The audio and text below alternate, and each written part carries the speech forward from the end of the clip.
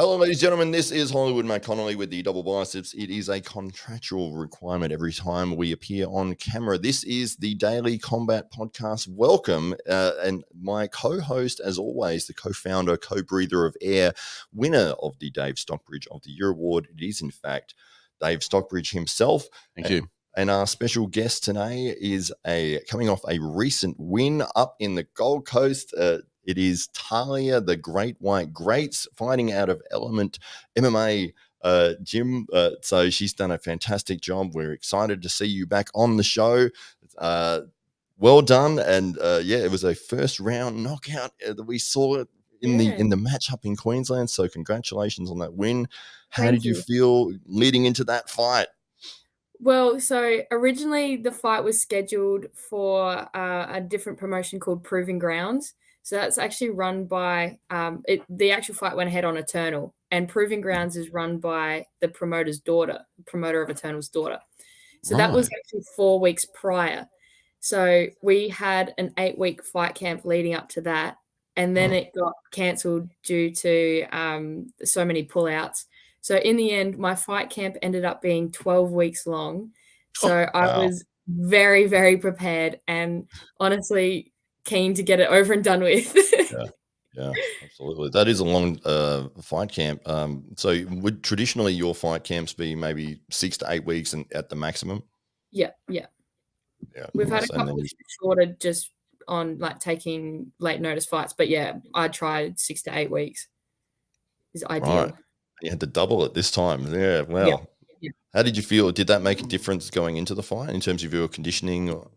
Yes, definitely. I felt very over prepared even, and to the point where because we'd spent so long and so much sacrifice for like so many weeks, it put a lot of pressure on because I didn't want all 12 weeks to be for nothing. But I felt really good leading into it. Yeah, well, I mean, it paid off. You can see we just had a review of the match then, and a fantastic win with some. It seems to be your thing is that those knees, those devastating knees. There was one in particular that landed. You saw as soon as it did that was all she wrote, and it was almost a formality from that point. Very strong in the clinch. You like to press people against that cage and just work them into that moment where you can get that clinch, drag their face into your kneecap. Yep. Well, it's funny you say that because in the sort of the rules meeting prior to the fight in the change rooms, they actually said to us that knees to the head and spinning back fists are allowed in like B class Queensland rules. And my face just lit up. I had no idea that knees to the head were allowed, and I immediately look over to my dad. I'm just like, they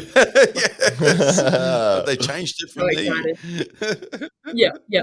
And so you had that 12-week lead. Did you know much about your opponent before you had your match up? Yeah, I knew a bit about her. I've seen both of her fights. So we had basically an identical record. Our first fights were both finishes. So she won by armbar, I think, in the first or second round. I think it was the first round. I won by TKO in the second. And then our second fights were both losses by points to Amina Hadaya. So to the same person. So, but you did have COVID the week before that particular fight, from what I understand as well. Is that right? Yeah. Yes, that's a pretty good excuse. You know. Yeah, I was going to say I don't like to have excuses, but that one I'll take an excuse for that one. And it was your dad was sick, couldn't attend the event as well. You know, has always been there and been in your corner. Was not able to attend. I gave him COVID. Oh, that was nice. Yeah, but that was a very strong showing. Even though you were coming back from sickness, didn't have your coach in the corner, everything like that. I was present for that fight. How did you feel in that? Because before I sort of say my thoughts on it, how were you feeling in the actual cage? In the cage, did you feel yourself? Sort of feel. Did you feel you feel your normal healthy self as such, or could you feel the effects of the virus taking hold as the fight pressed on?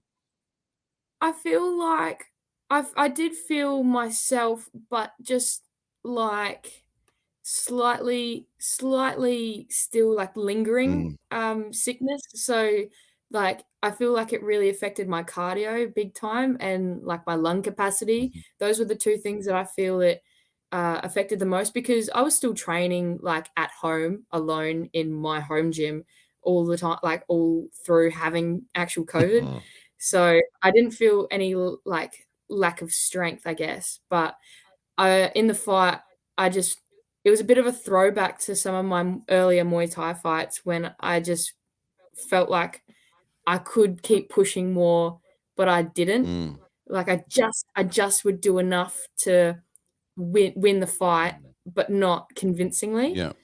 So I think it's a bit of a mental struggle more than anything. Yeah, and watching from the outside, I didn't know you were sick at that point. Dave told me this afterwards, but yeah, it felt like I could see there was something sort of slightly missing in terms of, and it was obviously Yeah. that you were affected by this coming back from sickness, but it felt like there were moments when this is where you could push and forwards. This is where you can really start Yeah, attacking. And it was like you were a little hesitant 100%. to push into it.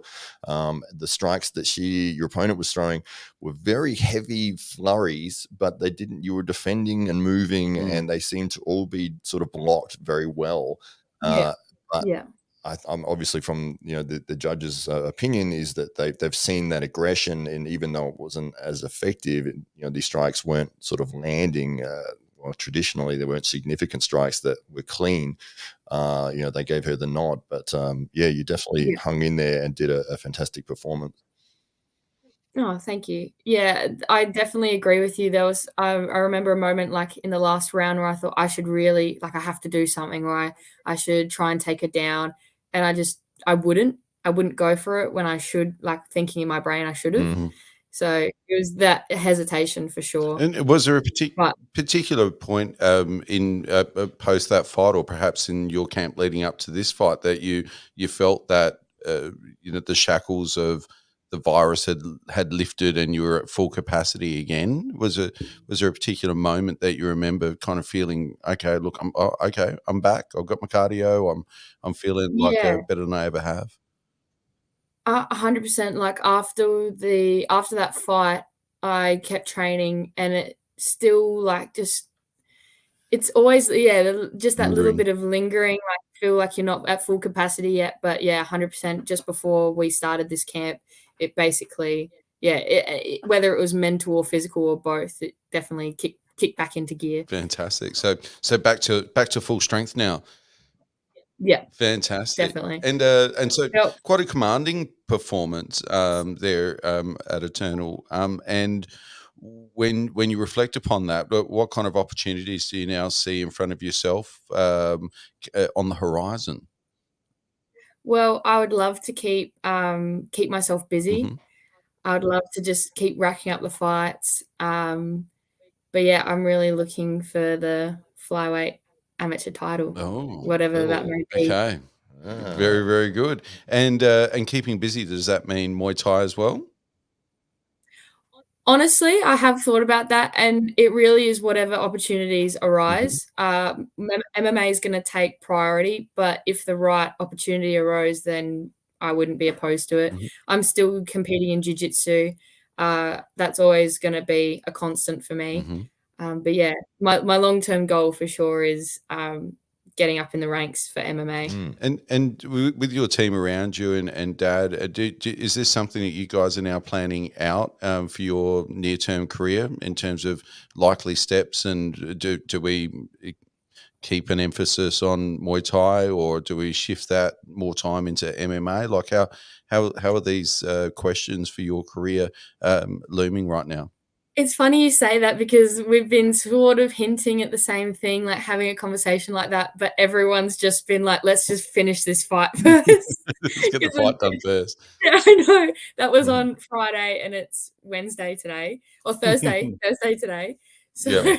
so I haven't gotten the chance to sit down with everyone, but we're definitely going to start planning. I will be competing in jiu-jitsu at states as well, the state titles. So everyone was just a bit hectic and we're like, let's just get this fight out of the way and then we can think about next fights. We've got we've had some offers for other opportunities interstate. And I know they're keen to get me back on DFC or Apex. So that could be a possibility, but we just have to see what happens, really take one thing at a time.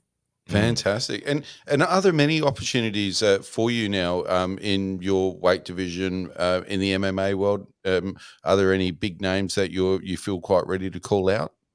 Oh, call out. Honestly, I don't know. Like there isn't Well, that let's not many. say call out, but people Yeah. you'd maybe like to fight. Let's just say that. That'd be Well, nicer. whether it's in the near future or far future, I would love to have a rematch against Amina, obviously, because I'd like to do it at full capacity. Mm-hmm. But there's Are you listening, Craig Ike?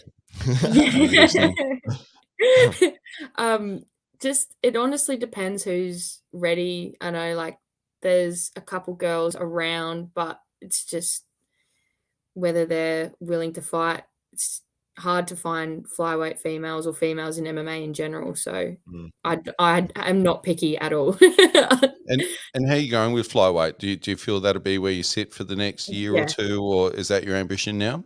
Definitely flyweight, 100%. That's where I feel strong at, and it's not hard for me to get down to flyweight. So, what is flyweight in kilos? So 56.7, and then with your 1 pound, so that's like the championship weight, but it's 57.1 with the 1 pound. Yeah, scale allowance. Yeah. And what would you normally walk around say 4 weeks out? 4 weeks out was 59. Okay, so it's not huge. Close, Yeah. And what do you think about one championship and what they're doing there with the dehydration rules in terms of ensuring that athletes aren't cutting too much water weight in the lead up to a fight? I think it's great. Because, like, let's say for jiu-jitsu, people just enter what they weigh. And I think that's really good because they're not having to struggle. And you've got the risk of being moved up a bracket or down a bracket anyway, or up a bracket and getting combined. So there's no point in cutting weight. But I don't cut water pretty much at all, other than maybe on the day I might restrict a little bit. But my cut is done over the whole fight camp gradually and through diet and, all the training I'm doing in general. It just, I just lose it. So I think it's a really good thing. Yeah. Well, we did see a double bicep pose on top of the scales there at Eternal. So is this maybe just a hint at a bodybuilding career on the horizon as well as you? Well, I don't know. Sky's the limit. I was going to say I had to, I am the great white shark, but I did have to put on a bit of fake tan. I was in the Gold Coast. I needed to fit in. So it did make me feel like a bit of a bodybuilder. Excellent. Yeah, I think we've got the same problem with it. I think we talked about this once, but I said I got sunburnt when it was raining one time. I'm not exaggerating. I literally did. Yeah, but overcast days, it doesn't matter. I'll get burnt. Yeah, absolutely. You can feel it within sort of 5 or 6 minutes. You're like, I need to get into the shade, or has anyone got any sun cream? And they're like, it's 15 degrees and cold and windy. It's like, yes, I'm gonna get burnt. That's me to a T. And so, with all that's going on in your world right now, how many hours a week are you dedicating just for training and preparation for fights? Okay, that's gonna have some calculations. So, I train. I do one. What does your day look like? Are you an early starter trainer? So, are you getting up at like 4 a.m. or something crazy like that, or hell no? No. So, I have uni and work, so that takes up my mornings basically, and then afterwards on Mondays I'll have a session. That's advanced no-gi, so that's just my standard jiu-jitsu, and then afterwards I'll hit the pads with dad, so that might add another half an hour onto it, 45 minutes. Tuesdays I do striking. Mhm. And then I also go to the gym and lift weights. And at the gym, I basically do all over strength and conditioning. So I don't focus on one thing. It's just a whole body workout. Yeah. Then Wednesdays, I go down to Element Adelaide and I do wrestling with Damo. And I also Mhm. do the MMA class there. Mhm. Thursdays, I have a triple header. So I do 2 sessions of jiu-jitsu and then MMA afterwards. That's a pretty hectic night. Friday, I do my open mat. And at that class, me and Tommy, like my coach, were basically just working on our wrestling, because I think that was one of my weak points. And we knew that this girl has a very strong jiu-jitsu background. She's a Carlson Gracie purple belt. Wow. We wanted to really work on not just my wrestling defense, but my offense as well. Get me comfortable in those positions. And then Saturday, again, would go down to Element in the city and do sparring in the cage there. And Sam Warren was my main sparring partner, so I was getting some decent rounds in. Incredible. Wow. What huge dedication. I And know. how long have you been maintaining this type of regime for? So that was for the whole 12 weeks. In the Wow. lead up? That was Yeah. just how every week looked like for 3 Yeah. months for you? And normally I might tone it back. Maybe one of those days I might not go. So I probably wouldn't go on a Wednesday down to the city. I'd just do my home classes and then no sparring on a Saturday. We And normally have just a Saturday all levels class. So and so much when you're talking about coming to the city, you would ordinarily train in the Barossa Valley. You live out that way, so we're talking like a 50 or a 60-kilometre hour trip to come and yeah, train. So it's no just quick trip over the bridge. no, It's a real dedicated journey in order to get there in the first place. 100%. It's about an hour.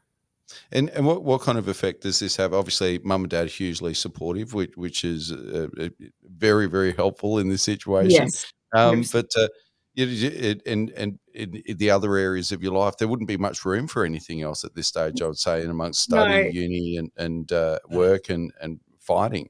yeah. So my poor boyfriend, We talked about him before. yeah, he has to Paul He was deal with driving squeezes or in there something on the somewhere. first date. Yeah. Yeah. He gets Well, neglected. well, Talia might want to share. I don't know if you recall the story that you gave when you do finish up in a fight and you're a little bit worse for wear, and after Apex, for instance, you had a couple of shiners there. It looked pretty scary, but you had a little trick there for your boyfriend whenever you went to Maccas. Oh yeah, he has to. Well, I have to wear a martial arts t-shirt of some sort so that people don't think that maybe he's the violent one. He's responsible for those Yeah, injuries. yeah. And do on occasions, just for fun, you might just flinch a little bit if you. Yeah, like, he puts his arm around me. Yeah. Oh! Yeah. That's fantastic. I'm just I've wondering had if you've ever got any like free Maccas or anything as a result of that. Just some people behind the counter feeling sorry for no, but yeah, it. we have got some awkward looks. But yeah. So Yeah, it's fantastic. people tend to give him the daggers. Yeah. Oh, that's great. What about with jiu-jitsu? Do you have a sort of a go-to move, or do you prefer to be in top position, or do you have a game that you're building Yeah. around getting certain submissions, or you'll just go with the flow and see what comes out? So I go through phases. Like recently, I don't know, I've just been loving playing like a side control sort of smash position. So Smash. really heavy on the yeah. Just like Smash. Yeah. And that's The that comes crucifix from or my something. coach, Tommy. That's what he's really good at, is pressure playing. So at the moment I'm loving that, and I'm getting a lot of like head arm triangles from that position. But it definitely changes. Like I went through an armbar phase, went through like a leg lock phase. I love heel hooks. But yeah, I think my overall game plan, like at competition, is just to really get in their head and be confident on the feet, because a lot of jiu-jitsu practitioners, that's where they maybe aren't so confident, is in that, I guess, takedown on the feet position.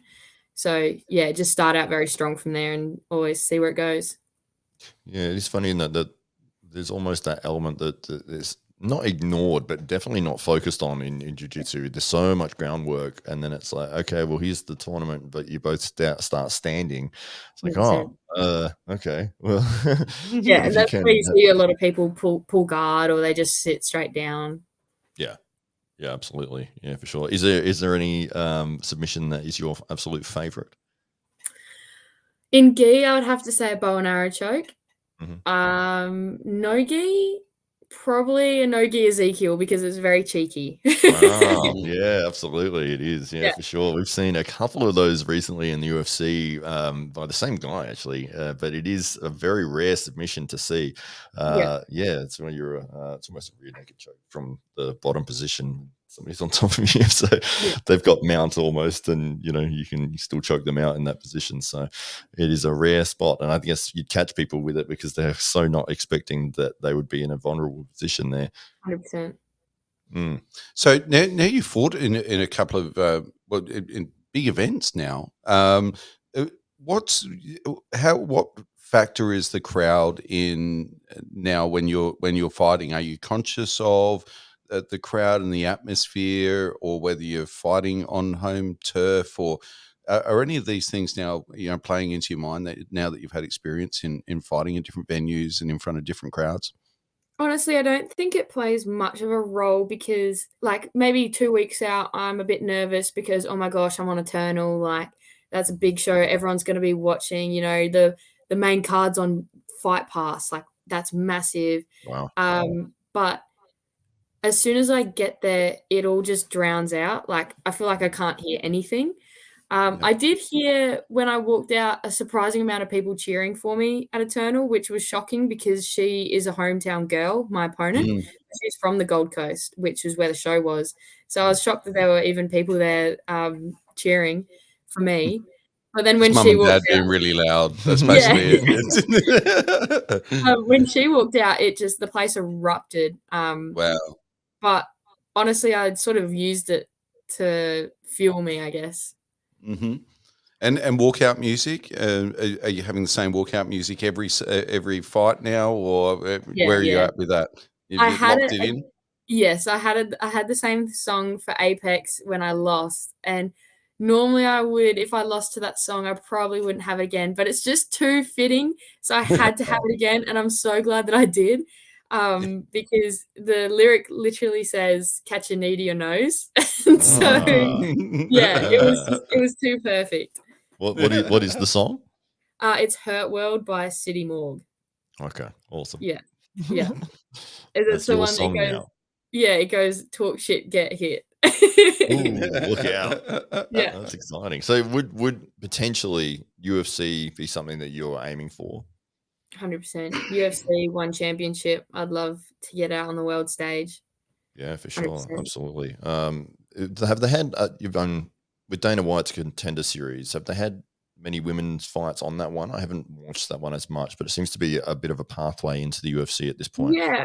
I'm pretty sure they have had female contestants, but I'm the same as you. I haven't watched as much. I think the one season that I have watched the whole way through was Cody Garbrandt and TJ Dillashaw, and that was Mm, for the drama. That was right. the rivalry. So Yes, Mm. absolutely. That was a fun one. I was going for TJ Dillashaw, and he did win that fight, so I was excited. See, I'm gonna go against you on that one. I'm Oh, Team that's Cody. well, it did turn out that he was using steroids. So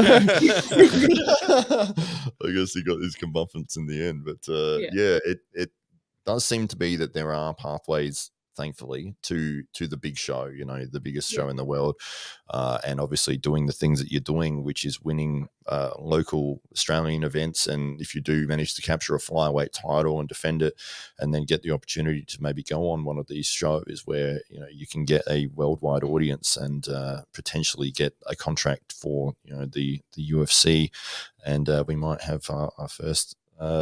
One of our first fighters from South Australia in the female division in the UFC. It'd be amazing. It'd be incredible.